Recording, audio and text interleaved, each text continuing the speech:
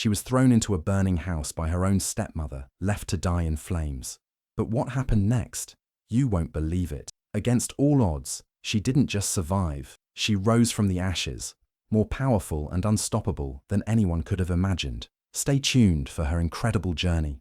In the beautiful valley of Dombia, where the rivers sang sweet songs and the great baobab trees seemed to whisper secrets to the passing wind, lived a young girl named Amari. Everyone in Dombia loved Amari. She had a heart as bright as the morning sun. She would help the old women carry their baskets from the market, sit by the sick, and tell them stories. And her laughter was so warm and lively that even the grumpiest people in the village would find themselves smiling. Amari's kindness made her a light in Dombia, a precious jewel loved by all. But happiness does not always last forever. One day, Amari's world shattered like a pot dropped from the tallest tree. Her father, Chief Jabari, the man who loved her more than anything, died suddenly, and whispers of foul play stirred like a hidden snake in the grass. With her father gone, the darkness that had been lurking in the shadows stepped into the light. Her stepmother, Zelina, revealed her true face. Her eyes were sharp and cold, like the talons of a hawk, ready to rip apart anything soft and pure. Along with her daughter Makira, who was as lazy as a sunbathing lizard, Zelina seized control of everything. For Amari, life became a nightmare. No longer treated like the chief's daughter, she was reduced to a mere servant in her own home. Every day, they forced her to scrub the floors until her hands cracked and bled. They gave her nothing but scraps to eat, and dressed her in rags so torn that even beggars in faraway towns would pity her. They banned her from village celebrations, weddings, dances, all the things that once filled her heart with joy. Amari was hidden away like a shameful secret. And yet, through all the cruelty, Amari's spirit did not break. Every night, when everyone else slept and only the stars kept watch, Amari would sit by the window and whisper to the night sky. Her voice was soft but full of unshakable hope. My time will come. Even as the darkness around her grew heavier, Amari held onto her dreams, wrapping them tightly around her heart like a protective cloak. She knew that one day, the winds would change. She knew that the same baobab trees and singing rivers that had once celebrated her laughter would one day witness her rise again. All she had to do was endure just a little longer. As the days passed, even though Amari lived in suffering, her inner light never dimmed. In fact, it grew even brighter. The people of Dombia, who once loved her for her kindness, admired her even more now. They saw how she remained humble despite her pain, how she still offered smiles to the broken, how she still helped even when she had nothing. Secretly, the villagers would slip her small gifts: ripe mangoes, jars of sweet honey, colourful beads they had strung with their own hands. These little treasures were tokens of their respect and love for her, given in quiet moments away from Zelina's watchful eyes. Each time Amari received a gift or a warm word, Zelina's heart twisted tighter with jealousy. It burned inside her like a roaring fire. Every compliment Amari received felt like a slap to her face. It didn't matter how many fine clothes she bought for Makira, or how many golden bangles she stacked on her daughter's wrists. The villagers' hearts beat for Amari, not for them. Zelina could feel it, like a heavy stone pressing down on her chest. She is stealing their love from me, Zelina spat one night, her voice a low, dangerous hiss as she paced before the fire. Her sharp nails dug into her palms. This orphan girl will not outshine my Makira. Makira, sitting by the fire with a scowl, crossed her arms. She hated how whenever she walked through the village, people smiled politely, but then quickly turned their eyes away, waiting for a glimpse of Amari instead. She was tired of feeling invisible, tired of playing second to a girl dressed in rags. We must do something, Makira said, her voice dripping with bitterness. She leaned closer to her mother, her eyes glinting with a cruel light. She must disappear, Mama, forever. Zelina stopped pacing. She stared into the fire, the flames reflecting in her dark, plotting eyes. For a long moment, she said nothing. Then slowly, a wicked smile curved her lips. And she will, she whispered, her voice like a cold wind. By fire. That night, while the village slept under a blanket of stars, two shadows sat by the dying fire, plotting evil with smiles on their faces. The seeds of hatred had been planted long ago, but now they were growing into something dangerous, something deadly. Zelina and Makira had made up their minds. Amari's light would be snuffed out, no matter the cost. They were ready to do the unthinkable. The night of the harvest moon was a time of joy in Dombia. The village square overflowed with music, laughter, and the scent of roasted meats and sweet fruits. Everyone wore their brightest clothes and danced under the glowing moon, their faces painted with happiness. But far away from the laughter, in the shadows of the trees, a dark plan was unfolding. Zelina, wearing a smile as sweet as ripe bananas, but with poison hidden underneath, called to Amari. "Come, my child," Zelina said softly, her voice dripping with fake kindness. "I have a special gift for you." Amari, with a heart too pure to imagine evil, smiled shyly and nodded. She trusted too easily, always believing that maybe, just maybe, Zelina's heart had finally softened. She followed without question, her feet light as the breeze, her spirit hopeful. Zelina led her to an old forgotten hut at the edge of the woods, the very same hut where Chief Jabari used to tell Amari stories until she fell asleep in his arms. The place smelled of old memories and dust. Before Amari could ask what the gift was, the door slammed shut behind her with a loud, terrifying bang. She spun around, her heart racing, and grabbed the door handle, but it would not move. It was locked from the outside. "Mother, what are you doing?" Amari shouted, her fists pounding the wood. Fear tightened around her like a snake. She rattled the door harder, panic rising with every second. Outside, she heard cruel laughter, not the laughter of friends, but the sharp, mocking laughter of enemies. She pressed her ear to the door and heard Makira's shrill voice shouting with glee. "Burn, witch, burn!" A whoosh of heat hit Amari's skin.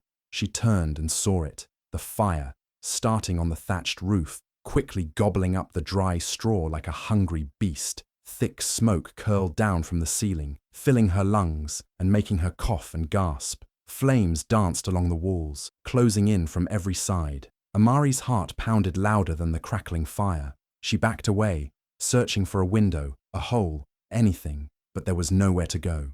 She banged harder on the door, splinters cutting into her hands. Tears filled her eyes, both from the smoke and from the heartbreak of betrayal. "Is this how my story ends?" she thought, feeling the heat biting closer, feeling the flames licking at her torn dress. Every memory of her father, every dream she had held on to, flashed before her eyes. Outside, the village drums beat louder and louder, the villagers celebrating, completely unaware that one of their brightest lights was fighting for her life just beyond the trees. Inside that burning hut, surrounded by smoke and flames, Amari stood trembling, but somewhere deep inside her, a small, stubborn fire of her own began to burn. She was not ready to give up. Not yet. The smoke grew thicker, swirling around Amari like a black storm. Her lungs burned with every breath, and her knees buckled under her. She fell to the floor coughing, tears streaming down her soot-streaked face. Her body felt heavy, her mind slipping into darkness. Just when it seemed like the fire would swallow her whole, something unexpected happened. A strong hand grabbed her wrist. Before she could scream, the floor beneath her shifted. A hidden door creaked open, revealing a dark tunnel. The hand tugged her urgently, and a raspy voice whispered fiercely, "Quick, child!" No time. Barely conscious, Amari allowed herself to be pulled into the tunnel. She crawled weakly through the narrow space, her heart thudding in her ears, her body trembling from fear and smoke. The heat from the fire still licked at her heels as she pushed forward, her hands scraping against rough earth and stones. At last, she stumbled out into the cool night air. She gasped, filling her lungs with fresh oxygen, her body shivering from exhaustion. She was deep in the jungle now, far from the burning hut, surrounded by towering trees and whispering leaves. Standing before her was an old woman dressed in bright, flowing robes that shimmered like the colors of a sunset. Her skin was wrinkled, like the bark of ancient trees, but her eyes, oh, her eyes, they glowed like living embers, fierce and wise. "I am Mama Nia," the woman said, her voice strong and soothing. "You are not meant to die today, Amari of Dombia." Amari stared at her, too weak to speak, too shocked to understand how she had survived. The ground seemed to sway beneath her feet. Relief, fear, confusion, all of it crashed over her at once. Her legs gave way, and she collapsed forward. Mama Naya caught her gently, wrapping her strong arms around the trembling girl. She held Amari close, rocking her like a mother would a newborn, whispering strange words in a language older than the mountains. In that moment, Amari knew this was no ordinary woman. This was someone sent by destiny itself. As she drifted into unconsciousness, safe at last in Mama Naya's embrace, The last thing Amari saw was the old woman's glowing eyes, watching over her like twin fires of hope. Somehow, against all odds, she had survived. Her story was not over. It was only just beginning. When Amari slowly opened her eyes, she found herself lying on a soft mat in a dimly lit hut. The air smelled of herbs and the wild earth, a strange but comforting scent. Her body felt weak, but the searing pain of the fire was gone. As she sat up, she noticed the walls of the hut were adorned with strange symbols, painted in vibrant colors. It was like nothing she had ever seen in Dombia. Mama Nia, the mysterious woman who had saved her, sat across from her, her glowing eyes soft yet piercing. There was something ancient in the air, something otherworldly. Amari felt a deep sense of calm, though her heart still raced with the memory of the fire and the terror she had faced. Mama Nia took a deep breath and began to speak, her voice steady and powerful. "Your father, Chief Jabari, was murdered, child," she said, her words slicing through the silence like a knife. Amari's heart skipped a beat, the blood draining from her face. She had always wondered about her father's death, but the truth was something she had never dared to imagine. "Murdered?" Amari whispered, her voice shaking. "But how?" Mama Naya's gaze hardened. "Zelina poisoned him, Amari. She wanted the throne, the power of Dombia, and you, the true heir, stood in her way." Amari's chest felt like it was being crushed. Her breath caught in her throat. Zelina, the woman who had made her life a living hell, who had tormented her at every turn, had killed her father to seize the throne. It was too much to bear. Her mind reeled with the enormity of the betrayal. "Your father loved you deeply," Mama Naya continued, her voice steady despite the gravity of the story. "He trusted you, his true blood, to carry on his legacy. And now, it is your birthright to rule Dombia with justice and grace."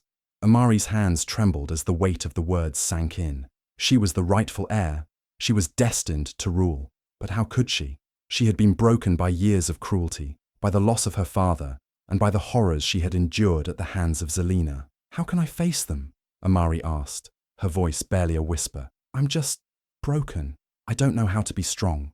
Mama Nia's eyes softened, and she smiled kindly, but there was a fire in her gaze, a fire that seemed to burn through Amari's doubts.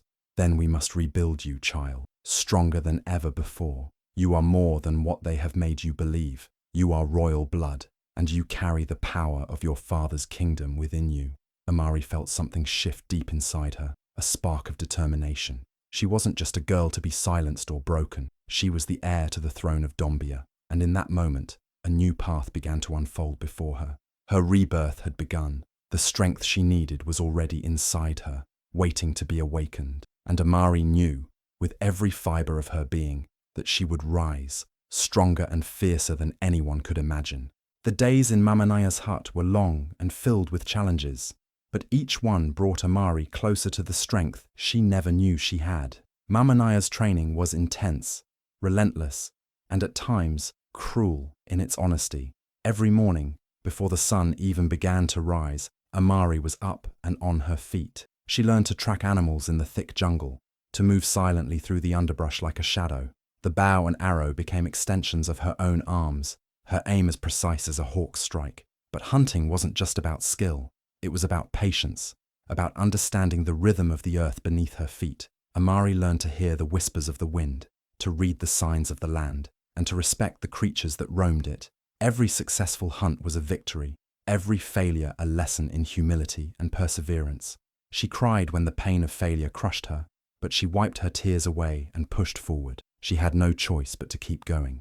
In the evenings, Mama Naya taught her the ancient art of healing, showing her how to blend the herbs and roots of the forest into powerful potions and salves. With each lesson, Amari's confidence grew. She learned how to mend broken bones, soothe fevers, and heal wounds with nothing but nature's gift. It was a power unlike any she had known, a power that came from the earth itself. But Mama Naya's training wasn't just physical. She also taught Amari the art of leadership, how to speak with authority and wisdom, how to command a room without raising her voice. Amari learned the ancient tongue of rulers, a language that carried the weight of history and the might of kings. She practiced speaking it daily, feeling the power of her ancestors flow through her words. Slowly, she learned to stand tall, to make decisions with a clear mind, to command with grace. Through all the lessons, the victories, and the tears, Amari was changing. She was no longer the scared, broken girl who had been thrown into a burning house.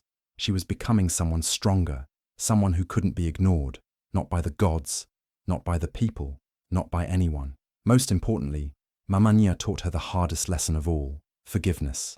Not for Zelina, not for Makira, but for herself. Amari had carried the weight of anger and resentment for so long, but Mama Naya made her see that holding on to that pain was only keeping her in chains. Forgiveness is not for them, child, Mama Naya would say, her voice filled with ancient wisdom. It is for you.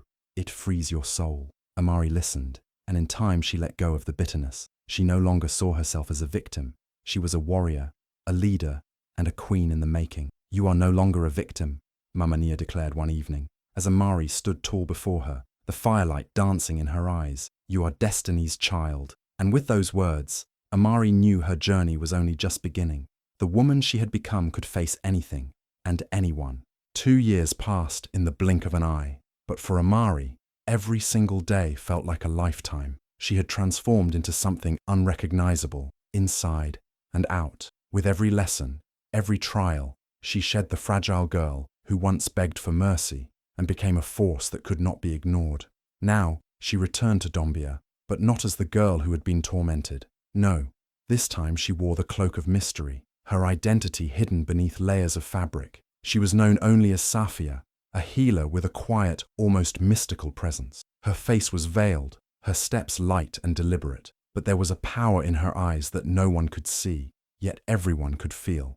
Dombia had changed in her absence. The village had prospered under the rule of Zelina and Makira, but their wealth was built on the suffering of others. The people who once adored Amari now whispered her name with disdain. To them, she was just a forgotten orphan, a ghost who had long since been buried in the flames. But as Safia, she walked through the village streets with a calm confidence, like a storm waiting to unfold. Zelina and Makira had changed too, though not for the better. Drunk on the riches they had stolen from Amari's father, they had become more arrogant, more cruel. They walked with their heads high, mockingly dismissing the villagers who still whispered about Amari's disappearance. One afternoon, as Safia passed through the marketplace, the two women spotted her.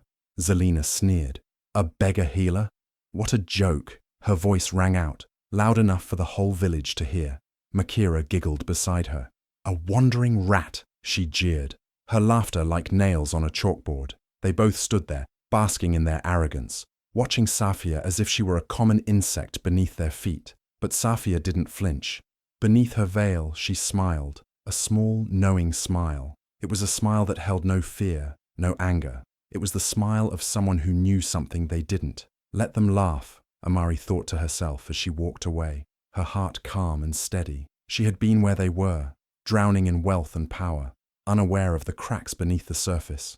Let them laugh, she whispered inwardly. Their laughter will soon turn to tears. As she disappeared into the shadows of Dombia, no one knew that the real storm was about to hit. Zelina and Makira's reign was built on lies and deception, and it was only a matter of time before the truth came to light. Amari, now Safia, had come back for one reason, to take back what was rightfully hers, and to make them pay for what they had done. The day the whole of Dombia had been waiting for had arrived, the Grand King's Festival, an annual celebration that filled the air with music, laughter, and the excitement of tradition. The villagers gathered in the square, where the aroma of roasting meats mixed with the sweet scent of wildflowers, and the sound of drums echoed through the land. It was a day of joy and unity, where the people would come together to celebrate their kingdom, their culture, and their rulers. But little did they know, this year's festival would mark the beginning of a new chapter in Dombia's history. Among the vibrant celebrations, an ancient tradition called for the kingdom's healer to bless the land, ensuring peace and prosperity for the coming year. As the crowd cheered and danced, a figure in a dark cloak stepped forward, drawing the attention of every onlooker. The figure's movements were steady, graceful, yet there was a mystery about her that no one could place.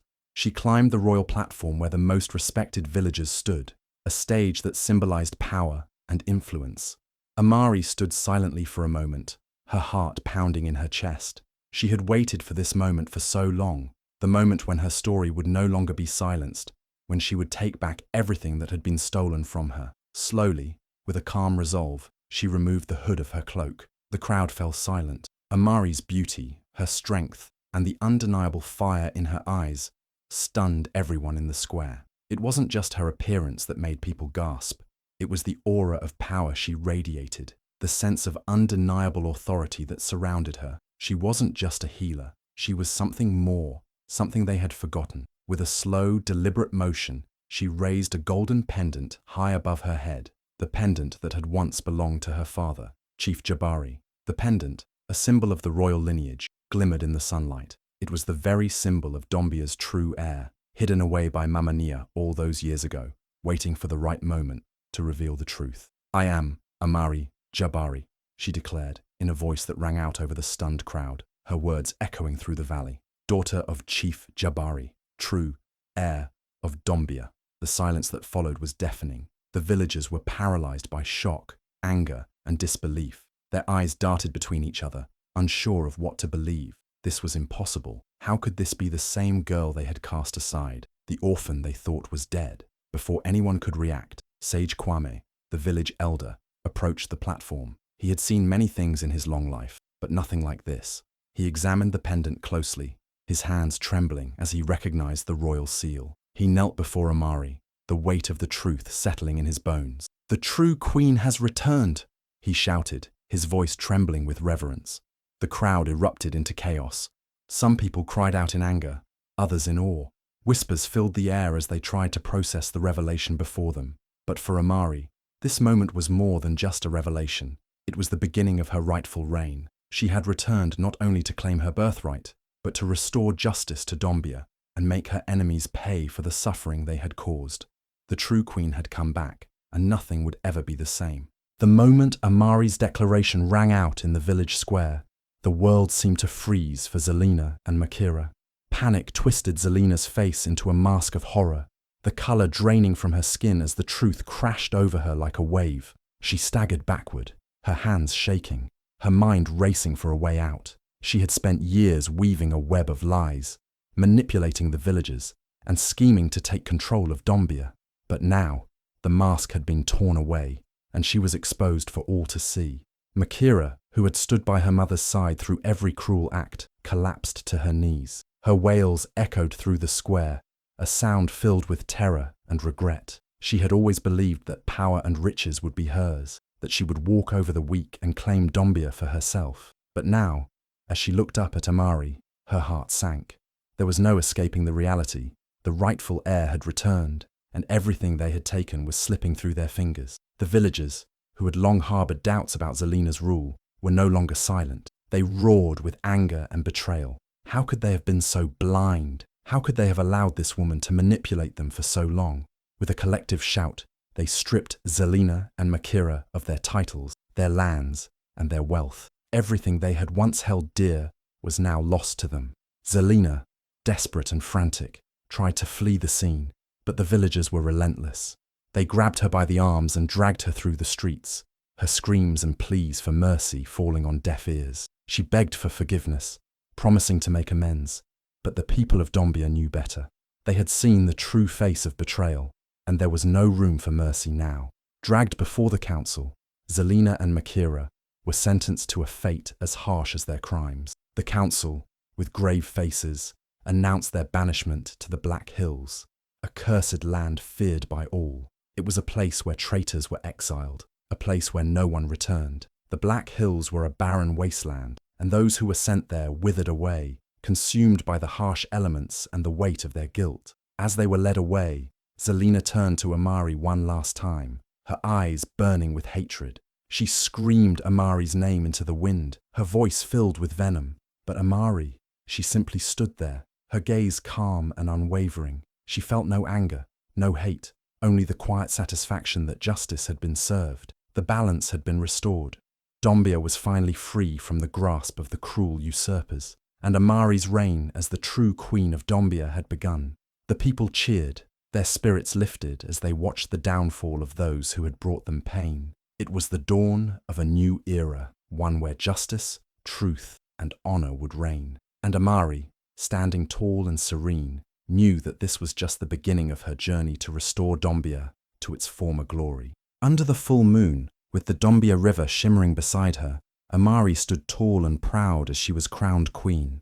The air was alive with the sound of victory, and the beating drums echoed across the valley. The villagers gathered, their faces shining with joy and admiration. The children ran through the streets, their voices ringing out in songs of praise, chanting Amari the Unbreakable. The name that had once been whispered in sorrow was now shouted in celebration. It was a moment of triumph, not just for Amari, but for all of Dombia. As queen, Amari's rule was unlike any that had come before. She didn't rule with an iron fist or with the harshness that Zelina had. Instead, she ruled with wisdom, mercy, and strength. Her heart, tempered by years of suffering and survival, guided her to make choices that benefited her people. Under her reign, Dombia flourished like never before. She built schools so that the children of the village could learn and grow. She established hospitals and healing centers, using the knowledge she had gained from Mama Nia to heal the sick and bring relief to those who had suffered under the previous regime. But it wasn't just the sick or the children that Amari cared for, it was everyone. She took steps to banish the greed that had once poisoned the village. She ensured that the lands were shared fairly, that no one went hungry, and that the rich could no longer control the lives of the poor. Her rule was one of fairness, compassion, and empowerment. The people who once feared her had now come to admire and love her, for she had shown them what true leadership meant.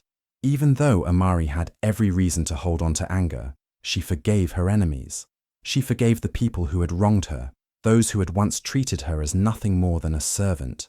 But forgiveness didn't mean she forgot. She had learned too much, seen too much, and understood the importance of standing tall in the face of adversity. Her story was no longer just one of tragedy, but one of resilience, strength, and grace. She had risen from the flames like a phoenix, brighter and more powerful than ever before.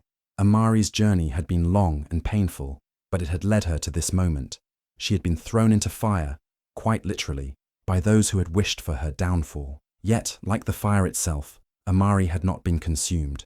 Instead, she had emerged, covered in glory, stronger and more beautiful than before. Her story became a living legend, one that would be told for generations to come, not just in Dombia, but across the land. The girl who had once been treated as nothing, who had been cast aside and burned, had become a queen, a leader, and a symbol of hope. And as the moonlight bathed her in its soft glow, Amari knew that her journey had only just begun. The future of Dombia was in her hands, and with the love of her people and the strength of her heart, there was nothing she couldn't achieve. If Amari's story touched your heart, and if you believe that no one should be silenced or forgotten, then take a moment to like this video and share it with those who need to hear it. We all have our own battles, but together we can find the strength to overcome. And don't forget to subscribe to the channel for more inspiring tales that remind us of the power of perseverance, love, and justice. Your support means the world, and we are so grateful to have you on this journey with us. Thank you for watching. Your belief in stories like Amari's is what keeps the light of hope shining bright. Let's continue to spread strength and inspiration, one story at a time.